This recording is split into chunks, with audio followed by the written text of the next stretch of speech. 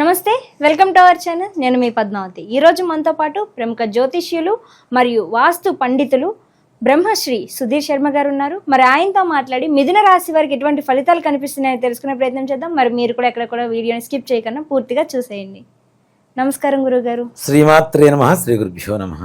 గురువుగారు, మనకి ఆదాయ వ్యయాలు అనే విషయానికి వచ్చేసరికి ఆదాయం అనగానే మనకు వచ్చే సంపాదన, వ్యయం అనేది వచ్చేసరికి మనకి ఖర్చు అవుతుంది అని చెప్తారు కదా. అంటే ఇది వాస్తవమే అంటారా, లేకుంటే ఆదాయ వ్యయాలు కావచ్చు, లేకుంటే రాజపూజ అవమానాలు కావచ్చు, ఇవి వేటి పరంగా లెక్క వేయచ్చు అంటారు? నిజంగా చెప్పాలంటే మనం చిన్నప్పటి నుంచి కూడా మెంటల్గా ఫిక్స్ అయిపోయి ఉన్నాను. ఆదాయం అంటే డబ్బు, ఖర్చు, వ్యయం అంటే ఖర్చు అని. ఆదాయ వ్యయాలు అనేటువంటివి మనకి పంచాంగంలో ఇచ్చేటువంటి విధానం ఏమిటి అంటే కేవలం డబ్బు విషయం ఒక్కటి కాదు. ఆర్థికం, ఆరోగ్యం, కుటుంబం, మనశ్శాంతి, విద్య, మనం అనుకునేటువంటి కార్య సంకల్ప విజయం, ఇవన్నీ ఓవరాల్గా కలుపుకుంటే వీటిల్లో ఏ ఒక్కటి లోపించినా మనశ్శాంతి లోపిస్తూ ఉంటుంది. కాబట్టి ఇవన్నీ కలుపుకొని ఆదాయ వ్యయాల రూపంలో చూపిస్తారు. కానీ డబ్బు మాత్రం కాదు, డబ్బు ఒక్కటి మాత్రం కాదు. మనకి ఓవరాల్గా ఈ సంవత్సరం మొత్తం ఉండేటువంటి ఫలితం, మనకు ఉండేటువంటి మనశ్శాంతి, మనకు ఉండేటువంటి కార్య విజయం ఏదైతే ఉందో ఈ ఆదాయ వ్యయాల రూపంలో చెప్తాం. కానీ కేవలం డబ్బు ఒక్కటే ఎంత వస్తుంది, ఇంత ఖర్చు అవుతుంది అనేది మాత్రం పిచ్చి అపోహ అని చెప్తాను నేను. కాబట్టి ఆ విధంగా చూసుకోకండి. తప్పనిసరిగా మనం ఓవరాల్గా జీవితం మొత్తం సంవత్సరం, ఇప్పుడు 1% ఇంట్రెస్ట్ అని చెప్తారు నాన్న, బ్యాంక్ వాళ్ళు చెప్తున్నా. 1% ఏంటంటే ప్రయాణం కదా. అట్లా అని ఆదాయ వ్యయాలు కూడా మన పంచాంగంలో చెప్పుకునేవన్నీ కూడాను సంవత్సరం మొత్తానికి పనికొచ్చేట్టుగా మనకు ఉండేటువంటి మనశ్శాంతినే ఆదాయ వ్యయాలుగా చూసుకోవాలని చెప్తాం. గురువుగారు, మిథున రాశి వారికి ఉగాది నుంచి ఉగాది వరకు చూసుకున్నట్టయితే కనుక ఎటువంటి ఫలితాలు కనిపిస్తున్నాయి? దాంతో పాటుగా అసలు వీరికి ఆదాయ వ్యయాలు ఏ విధంగా ఉన్నాయి, రాజ్యపూజలు ఏ విధంగా ఉన్నాయి అంటారు? తప్పనిసరిగా నాన్న, ఈ సంవత్సరం ఎక్కువగా చాలామంది కూడాను చాలా రాసులు బాగున్నాయి నాన్న. వాటిల్లో 1-2 రాసులు అసలు బాగలేదు, ఇంకో 1-2 రాసులు మధ్యస్థంగా ఉన్నాయి. కానీ మిగిలిన అన్ని రాసుల వారికి ఉన్నత స్థానంగా చెప్పుకోవచ్చు, ఉన్నత కాలంగా చెప్పుకోవచ్చు. అలాగే మిథున రాశి వారి విషయానికి వస్తే వీళ్ళకి ఆదాయం 14, ఖర్చు 2, రాజ్యపూజ్యం 4, అవమానం 2. అన్ని విధాలా కూడాను మిథున రాశి వారికి యోగకారంగా చెప్పుకోవచ్చు. ఎందువల్ల ఇందాక మనం చెప్పుకున్నాం, మే 15వ తారీఖు నుంచి వృషభ రాశిలోంచి మిథున రాశిలోకి గురుడు వస్తున్నాడు. గురుబలం పెరిగింది. గురుబలం పెరిగితే గురువు అనేటువంటి ఆయన ఒక కాలేజీకి ప్రిన్సిపల్ లాంటి వాడు. మిగిలిన గ్రహాలన్నీ కూడా లెక్చరర్స్. ఈ లెక్చరర్స్ అంతా ఎవరి మాట వింటారు? గురువు మాట, ప్రిన్సిపల్ మాట వినాల్సిందే కదా. అలాగే గురుగ్రహ అనుగ్రహం ఉంటే అన్ని గ్రహాల సానుకూలత తప్పనిసరి కలుగుతుంది. అంటే పాపగ్రహాలు ప్రతికూలంలో ఉన్నా సరే అత్యంత ఉచ్చగ్రహాలలో మొట్టమొదటి వాడు గురుగ్రహం. కాబట్టి ఆ గురువు బాగుంటే అన్ని విధాలా బాగుంటాయి.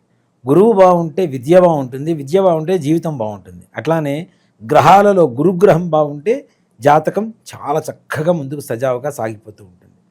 ముఖ్యంగా గురు బలం వల్ల కలిగేటువంటి యోగాలలో మొట్టమొదటిగా వివాహ యోగం చెప్తాం. ఓకే, కాలసర్పదోషాలు, సర్పదోషాలు ఎన్ని దోషాలు ఉన్నా జన్మరాశిలో ఉండేటువంటి గురుగ్రహ ప్రభావం చేత వివాహ యోగం తప్పనిసరిగా ఈ సంవత్సరం మిథున రాశి వారికి అత్యద్భుతంగా ఉంటుంది.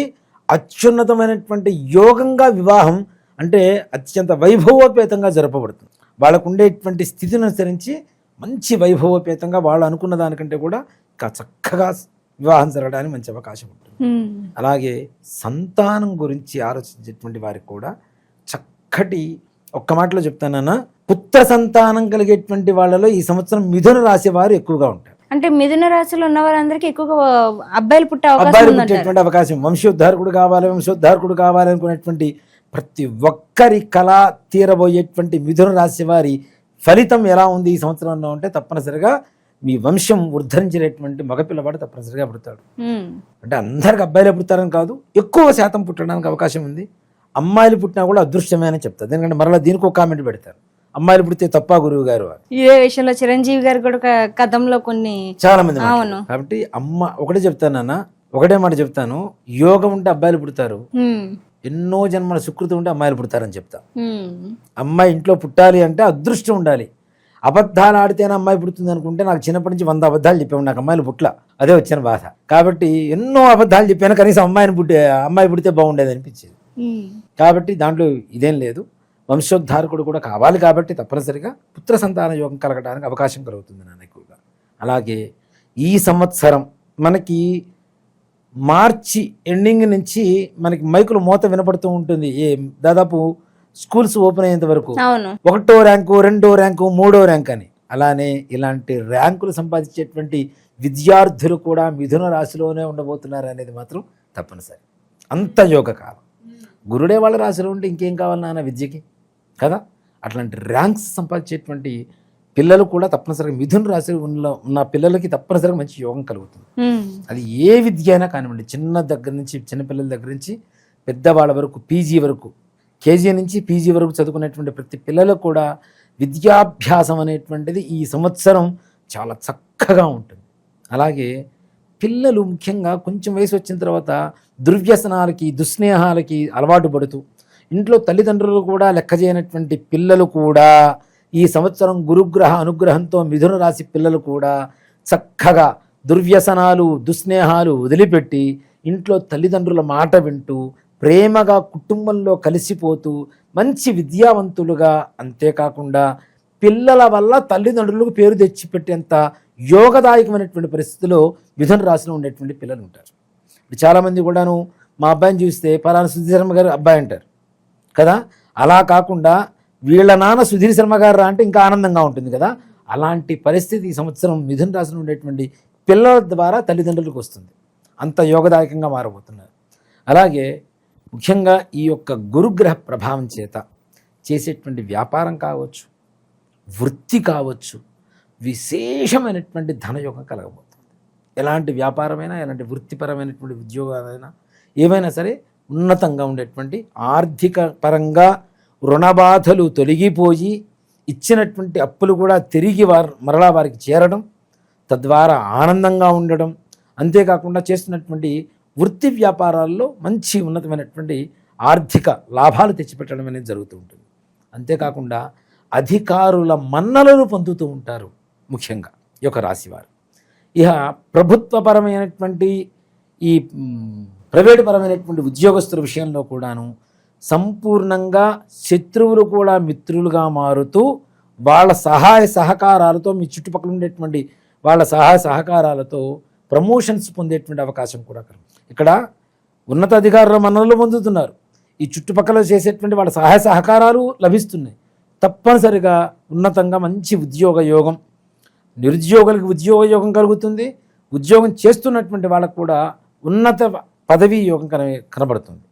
అలాగే రాజకీయ నాయకుల వ్యవహారానికి వస్తే కూడా లీడర్ అంటే వీళ్ళు అని చెప్పుకునేంత గర్వంగా పనిచేసేటువంటి వ్యక్తులు మిథున రాశిలో ఉంటారు ఈ సంవత్సరం. తప్పనిసరిగా లీడర్షిప్ క్వాలిటీస్ పెరుగుతాయి. జనాలలో ఎక్కువగా అంతకుముందున్నటువంటి వ్యతిరేకత కూడా ప్రజా ఆదరణగా మారబోతుంది వీళ్ళ పాలిట. తద్వారా ఉన్నత అధికారుల దృష్టి వీళ్ళ మీద పట్టడం, వీళ్ళకి మంచి ఉద్యోగం అంటే పదవీ యోగం కలగడం అనేటువంటిది కూడా తప్పనిసరిగా కలుగుతుంది. రైతుల విషయానికి వస్తే రైతులకు కూడా అత్యున్నతమైనటువంటి ధనయోగం కలుగుతుంది. తప్పనిసరిగా మంచి లాభాలు వస్తాయి, మంచి పంటలు పండుతాయి. పండేటువంటి పంటలు కూడా మనం పంచాంగ శ్రవణంలో చెప్తున్నాం. ఆ రకంగా పంటలు వేసుకుంటూ చక్కగా చేసుకుంటూ వెళ్ళిపోతే వీళ్ళకి కూడా మంచి ఆర్థిక లాభాలు ఉంటాయి. రియల్ ఎస్టేట్ వ్యవహారానికి వస్తే వారికి కూడా విశేషమైనటువంటి యోగం కలుగుతుంది నాన్న. అంతకుముందు ఎన్నో రోజుల నుంచి డబ్బులు తీసుకొచ్చి ఇన్వెస్ట్ చేసాం, మాకు లాభాలు రావటం లేదు, నష్టాల్లో ఉన్నామని చెప్పి బాధపడేటువంటి వాళ్ళందరూ కూడాను లాభాల బాటలో పయించడానికి ప్రారంభం అవుతుంది. వీళ్ళకి విశ్వావసనామ సంవత్సరం అనేటువంటిది చక్కగా చెప్పుకోవచ్చు. అలాగే విదేశీ ప్రయాణం చేయాలనుకునేటువంటి వారు కూడా ఉన్నతంగా ఉంటుంది. వారు అనుకున్నటువంటి స్థానానికి వెళ్తారు. మంచి విద్య, ఉద్యోగం, దాంట్లో కూడాను వాళ్ళకి కావలసినటువంటి ధనం చేతికందడం, ఖర్చులు వెళ్ళిపోవడం, ఇలాంటివన్నీ కూడా చక్కగా జరిగేటువంటి సంపూర్ణమైనటువంటి అవకాశం బాగా కనబడుతూ ఉంది. కానీ గురూజీ ఎంత చూసినప్పటికీ కూడా గోచార ఫలితాలు ఈ విధంగా ఉన్నాయి, కానీ వ్యక్తిగతంగా చూసుకుంటే గనక కొద్దిగా లోటుపాట్లు అనేవి కనిపిస్తాయి. కాబట్టి మరి వీరంతా కూడా ఎటువంటి పరిహారాలు పాటించడం వల్ల ఈ సంవత్సరం అంతా కూడా మీరు ఏవైతే లాభాలు చెప్పారో వాటన్నిటిని సఫలం చేసుకోగలుగుతారు? దత్తాత్రేయ స్వామి వారి గురుచరిత్ర పారాయణ ఉంటుంది.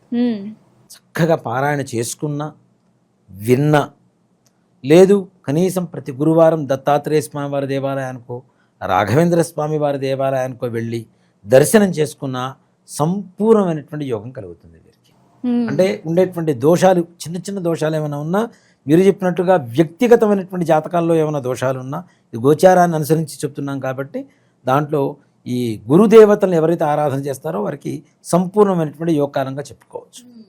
చాలా చక్కగా వివరించారు గురుగారు. ప్రతి ఒక్కరికి ఉపయోగపడే ఒక రెమెడీని అయితే చాలా చక్కగా వివరించారు. ధన్యవాదాలు. శ్రీమాత్రే నమః. శ్రీ గురుభ్యో నమః.